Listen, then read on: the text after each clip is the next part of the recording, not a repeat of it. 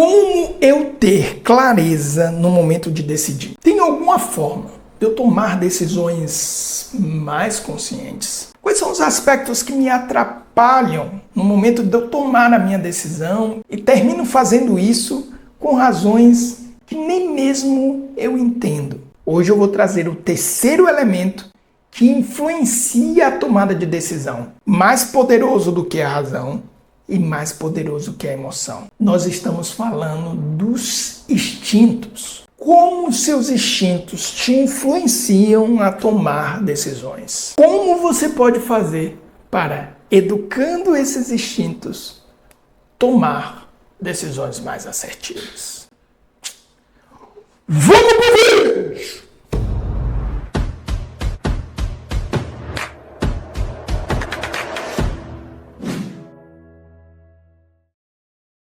E aí chegamos na parte 4 da nossa live, que é o aspecto que é mais poderoso na tomada de decisão, que são os instintos. Então veja, eu falei sobre os elementos de racionalidade, a diferença de razão e racionalismo, os elementos para que você tenha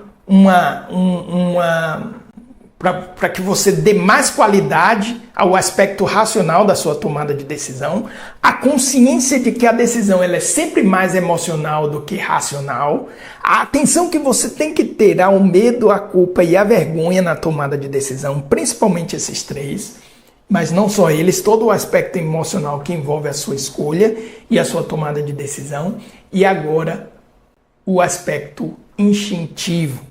O Cleric, nesse livro aqui, ó, ele chama isso de... Ele apresenta isso através dos códigos reptilianos, né? Eu não vou trazer os códigos reptilianos aqui, mas, basicamente, esses códigos reptilianos, eles envolvem aspectos instintivos que estão sempre preservando a nossa sobrevivência ou querendo nos proporcionar algum tipo de prazer ou controle. De novo, essas palavras, elas sempre aparecem. Segurança, prazer e controle. Então, se eu pego os instintos dos códigos reptilianos, os principais instintos ali, eu começo a dividir eles. Ó, isso aqui eu quero ter poder, controle. Aqui eu quero ter segurança, preservação, sobrevivência. Aqui eu quero ter prazer, satisfação. Esses três elementos, eles estão sempre presentes. É por isso que isso está na espiritualidade cristã, que são as concupiscências. É por isso que isso está na espiritualidade budista, que são as armadilhas de Mara. Mara nos prende justamente nessa lógica, segundo Siddhartha. Tá certo? Então, de novo, lembra que eu falei? Pode praticar a espiritualidade se você quiser. Mas as religiões estão aí, eles já trazem sabedorias milenares. Está resistindo à prova do tempo por alguma razão. Eu, por exemplo, tenho minhas práticas espirituais, eu tenho minhas práticas pessoais que estão para além da minha vivência católica. Mas com certeza isso vai morrer comigo, meu amigo. Bom, enfim, já estou falando besteira. Vamos então entrar nessa parte. Primeiro destaque que eu quero trazer aqui é o seguinte. Quando você decide com base em instintos, quando você decide com base nos instintos ou em Deus, essa pergunta não era bem assim que estava, eu cortei ali e terminou ficando sem sentido. O instinto o ponto essencial o instinto é mais do que a emoção e a emoção é mais do que a razão, ponto. Certo? Então eu falei, a emoção sempre superará a razão. Ah, professor, mas eu decido racional. Não decide, não. Sempre tem uma emoção, sempre tem um estado emocional que é mais influente na sua tomada de decisão do que o aspecto racional da sua escolha. Tudo bem? Ah, eu poderia ficar aqui horas dando exemplos disso. Horas. Polarização política. Fácil. Você vê que tem pouquíssima racionalidade ali, certo? Mas o instinto ainda é maior do que a razão. Então, atenção, preservação, sobrevivência é mais importante do que qualquer aspecto emocional. Então, como ter clareza para decidir? Então, primeiro você precisa entender que os aspectos instintivos, eles são decisivos, preponderantes, totalmente influenciadores da sua escolha. Tudo bem? Então, principalmente o instinto de sobrevivência e preservação, medo da solidão, apego a coisas, controle, isso influencia radicalmente a forma como você decide. O marketing usa isso muito bem. Então, por exemplo, pergunta um usuário da Apple, por que você está usando um iPhone? Se tem um Android aqui que faz melhor, que tira uma foto melhor, a pessoa vai responder o seguinte para você: eu não sei viver sem o meu iPhone. Então isso é talvez um dos cases de sucesso recente, mas a Apple andou dando uma perdidinha, mas ela tem esse grupo de clientes fanáticos. Para pensar. É verdade que a pessoa mudar de um Apple para um Android, ela não vai conseguir se adaptar? Ela não vai conseguir sobreviver? Não. Claro que ela vai. É claro, pô. O ser humano se adapta a coisas tão mais difíceis, não vai se adaptar a um sistema operacional. Mas aí é que vem um ponto. Como ela imprimiu a marca dela nesse aspecto instintivo, esquece. Um dos códigos reptilianos é o pertencimento. Lembra que eu falei da polarização política? Lembra? Então você chega para uma pessoa, chega e diz assim, o que é que você acha dessa frase de fulano? Aí a pessoa, não, discordo, tá errado, mas não foi fulano que falou, não, foi o ciclano, que é do outro lado político. Aí a pessoa fica toda errada, porque é do lado político dela. Então o pertencimento é um instinto. Aí, porque isso no Brasil, meu Deus, não vou nem entrar nesse mérito. Eu sou a favor. Aí vem mentira, não é. Não é. Aqui só tem partidarismo e ideologia. Pertencimento. Porque não tem lógica. Se eu defendo um valor, por exemplo, o direito. Se eu defendo o direito, não faz sentido. Você pode vir do grupo político que eu sou a favor. Não, peraí, isso daqui não pode fazer. Mas aqui não... Entendeu? Minha torcida pode, a torcida do outro está errada. Tudo se reduz a isso, a torcida. Há um aspecto tribal, isso é instintivo. Tem uma estrutura neural para isso. Né? Tem uma estrutura neural, chama rede neural. Então aquele líder ali falando, tem uma conexão, todo mundo entra numa frequência diferente. Se for outra pessoa falando, isso não é racional. Uma máquina não seria assim. Eu vou julgar o que você está dizendo. Percebe? As redes sociais têm nos tornado cada vez menos racionais, por isso que tem uma pobreza. Aliás, quando eu falei de razão, essa questão da racionalidade da razão, ela está muito associada ao logos, que é a etimologia que remete à palavra, etimologia de palavra, ou de verbo, de verdade. E nós temos hoje um empobrecimento do logos, temos um empobrecimento da palavra. E um aspecto instintivo mais de pertencimento, eu faço parte desse grupo, eu sou seguidor de fulano, que é um influenciador, então se ele fala, pronto. Aí tem canal que diz se você tem que assistir o filme ou não. Tem canal que diz se você tem que usar essa roupa ou não. Tem canal que diz que você tem que usar esse produto ou não. Tudo instinto, baseado numa dimensão de pertencimento, o que nos torna extremamente tribais. Perdemos a racionalidade. Geralmente fazemos escolhas muito erradas. E tem uma galera ali, se aproveitando disso, né? Que na internet se fala muita coisa. Uma delas é o mito da caverna. Já tinha tempo que eu tinha lido o mito da caverna, eu cheguei e disse, deixa eu ler aqui de novo. E eu percebo aspectos que aí vai ficando na superficialidade. Por exemplo, no mito da caverna, os personagens estão lá presos, eles não conseguem virar para um lado nem para o outro, só olha para frente, vê a projeção das sombras na parede. Só que no mito da caverna, tem umas figuras que ficam atrás desses indivíduos presos, manipulando os fantoches. Essas figuras também não saem da caverna. Esses caras representam uma coisa. Aí o indivíduo se desprende e sai da caverna. Aí ele volta, tenta explicar para os que estão presos que eles podem sair da caverna. Aí ele vai para os que estão manipulando os fantoches e diz, olha, fala alguma coisa para eles saberem que vocês estão aqui atrás, e os que estão manipulando o fantoche não quer falar. Porque tem gente infeliz, que vive também infeliz na caverna, que se conforta com o poder de manipulação dos fantoches dentro da caverna. Eles são os poucos poderosos dessa caverna. Esse mito é maravilhoso. Platão, mano, vou te dizer, tem horas que ele me faz umas raivas, Platão. Tem umas coisas que, tipo, porra, Platão. Mas o cara, vamos combinar, tem que tirar o chapéu, né? Então, é isso. Alguns estão manipulando, enquanto os outros estão ali na caverninha, né? E quem saiu fica, ei.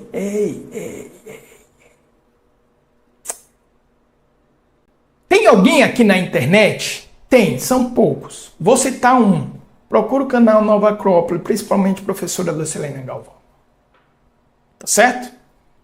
Tá outro. Procura a professora Vilma Bolsoni. Tudo bem? Mas são poucos. Geralmente, curtidas e visualizações baixas. A professora Lucilene Galvão não, ela conseguiu já furar uma coisa. Então você precisa sair do instinto de sobrevivência e decidir. Decidir amar é uma escolha, não uma emoção passageira. É levar o seu nível de consciência. O que eu estou trazendo aqui é espiritualidade prática. Pôr em prática a espiritualidade. Se você não pôr em prática a espiritualidade... eu tenho minha espiritualidade. Tudo bem, tem. Você tem seu momento de espiritualidade. Grande dia. Você tem que tornar essa espiritualidade prática. O que é isso? No momento que você tiver, isso ressoar durante o seu dia, certo? É aquela história. Mais importante do que você ter uma atividade física no seu dia, é você ter movimento durante o dia. Não sei se você sabia disso. Mas mais importante do que... É importante você ter uma atividade física. Aí eu corro de manhã, eu vou para a academia, eu treino a arte marcial. Mas grande dia. Você tem ali as suas horas de atividade física. Mas, se você tiver isso e passar o resto do dia, como eu, por exemplo, que eu trabalho produzindo conteúdo, sentado, sem movimento durante o dia, mais saudável é ter movimento durante o dia.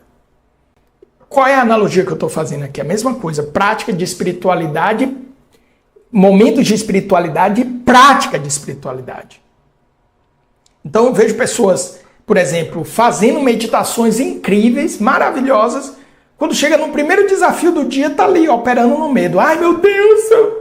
Ou então, o que eles vão pensar de mim? Eu digo, que porra de espiritualidade foi que você fez, mano? É por isso que na Bíblia se fala orar e vigiar, né? Então é um movimento de espiritualidade e vigília. Aqui eu falo consciência e treinamento. Comportamento prático no dia a dia. Tá? E isso daí é um elemento que educa. Veja, os instintos. Você não controla os seus instintos. Você pode educá-los. É que nem emoção. Você só pode direcionar. E como é que você direciona? Se não é consciente. Se é mais rápido do que o pensamento. O movimento instintivo é mais rápido do que o pensamento. A emoção é mais rápida do que o pensamento. Por isso que o instinto antecede a emoção e a emoção antecede a razão. Porque antes de você pensar e entender o que você está sentindo, toda a emoção já aconteceu. Toda a sua fisiologia já mudou. Para aí o seu pensamento entender. Então como é que você faz isso? Treinamento.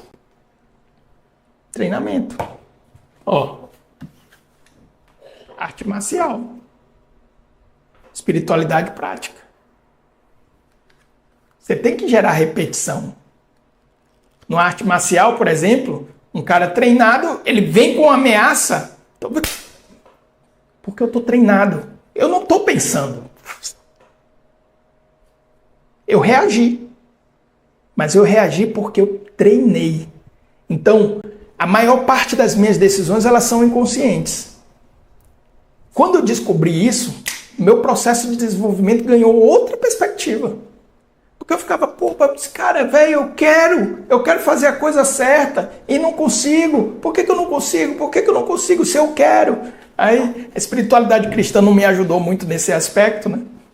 Não me ajudou. Tem umas coisas lá que termina não atrapalhando ao invés de ajudar, né?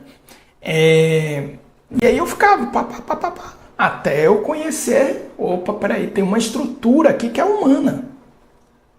Eu preciso entender essa estrutura. E aí eu comecei a entender algumas outras práticas espirituais que era para responder essa demanda, certo?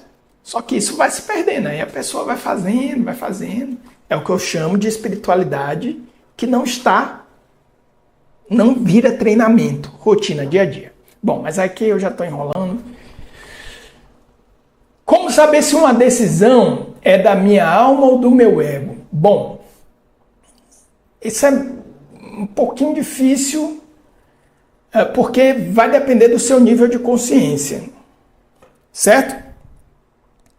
Vai depender do seu nível de consciência. Em geral, o ego está identificado com coisas transitórias, enquanto que a consciência ela tá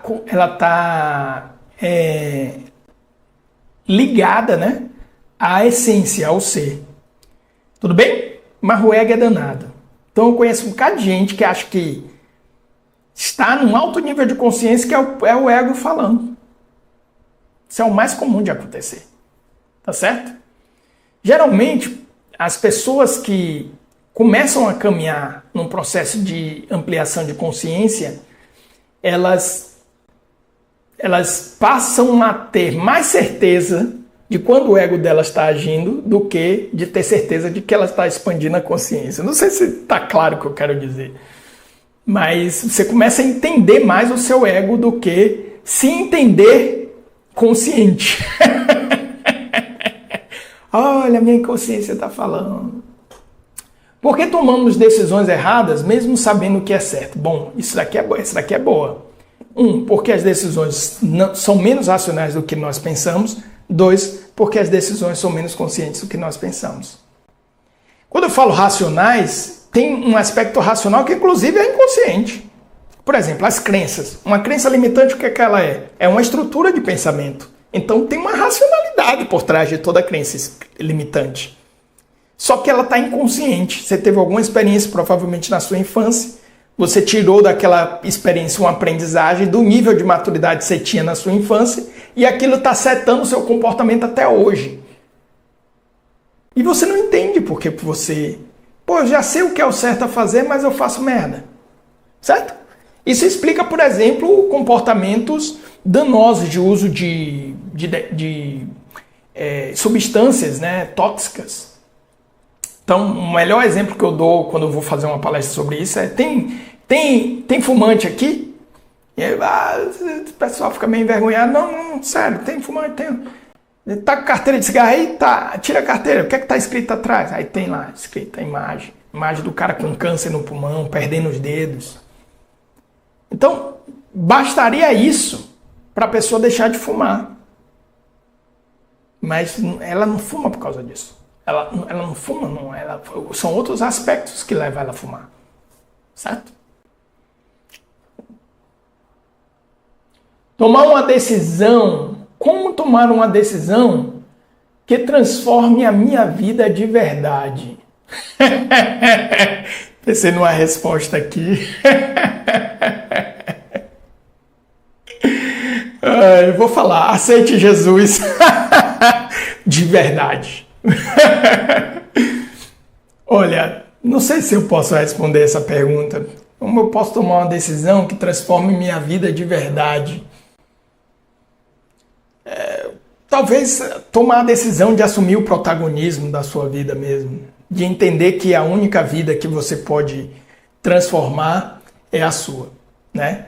E realizar é a sua. É a única vida que você de fato é responsável. É o sua evolução, seu desenvolvimento, ser quem você é. Aliás, vou resumir aqui bem. Toma uma decisão agora. Encontrar dentro o ser para realizar fora. Eu acho que essa resume bem o conteúdo que eu trago aqui no canal. Como tomar decisões alinhadas com Deus e com o meu propósito? E o que diz a Bíblia sobre tomar decisões com sabedoria? Bom, essas são perguntas que eu identifico na internet, né? Como tomar decisões alinhadas com Deus e com o meu propósito? Eu acredito que seja qual for a experiência que você tenha com Deus, toda vez que você tomar uma decisão alinhada com o seu propósito, com o que de fato, em essência, você é convidado a manifestar aqui nessa vida, você vai estar tomando uma decisão alinhada com Deus, né? E aí, de novo, digo isso com muita tranquilidade, independente de qual seja a sua visão religiosa ou nenhuma. Por exemplo, Marco Aurélio, em Meditações, ele fala muito sobre isso. Ele, horas, fala sobre a divindade interior. Então, ele reconhece que o homem racional, ou a razão em Marco Aurélio, faz esse homem buscar, encontrar e realizar a divindade interior. Encontrar dentro a divindade interior. Que o aproxima dos deuses, que poderiam representar ali as virtudes, mas Marco Aurélio várias vezes cita o Deus com um D maiúsculo. Isso para mim é um pouco confuso, porque Marco Aurélio ele necessariamente não professa uma fé judaica, que era a fé na época monoteísta ou cristã. Apesar dele reconhecer que existem os cristãos, né? É contemporânea. Ele até cita, tem uma passagem que ele fala sobre os cristãos em meditações. Então, mas ele usa esse Deus com D maiúsculo. Então é o reconhecimento de que existe esse ser, ou essa natureza. No budismo é o ser, né? No estoicismo é a natureza que tudo criou e tudo providencia. Então, no momento em que eu estou coerente com a minha divindade interior, em consequência, eu estou manifestando o que esse Deus, né? Ou esse ser, essa natureza providente criadora, a razão pela qual ela me trouxe para essa realidade. E a Bíblia, ela tem uma série de passagens, né, que fala sobre as tomadas de decisão e as consequências. E sempre remete a um aspecto de fé e de confiança também em Deus. Um aspecto de mesmo na incerteza, eu saber que existe ali um Deus providente que está cuidando de mim. Mas, para não ficar bem aberto e genérico, existem dentro da Bíblia alguns dons que são concedidos, né, pelo Espírito para as tomadas de decisão. Então, o discernimento é um dom carismático, né? Um dom que o Espírito concede àqueles que seguem a Jesus, seguem a espiritualidade cristã para fazer escolhas. Isso a gente chama de discernimento, o dom do discernimento.